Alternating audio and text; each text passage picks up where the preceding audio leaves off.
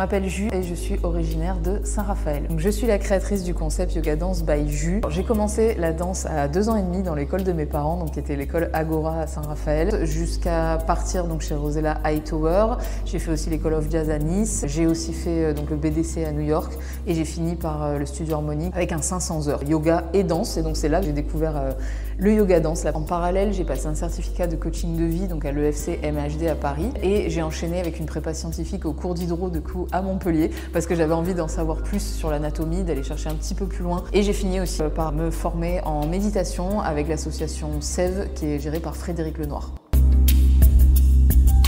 À une époque en fait où j'ai eu les problèmes au genou, on m'avait dit que je ne danserais plus jamais, que c'était terminé, que même le sport se serait compromis. Heureusement j'ai été super bien rééduquée, notamment par des kinés, par des ostéos, des podologues, des pontes vraiment dans leur métier, et qui m'ont envoyé prendre des cours de yoga. Et ensuite j'ai découvert le yoga dance et ça a été une vraie réconciliation avec la danse et surtout ça m'a permis en fait de redanser.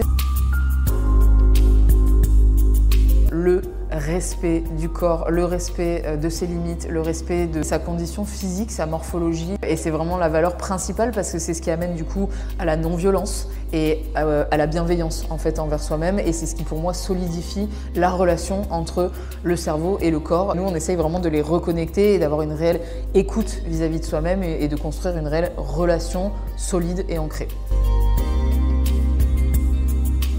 Moi, dans les formations yoga dance, j'apporte vraiment la touche posturologie et anatomie. Donc c'est vraiment l'étude de l'analyse de la posture et du mouvement.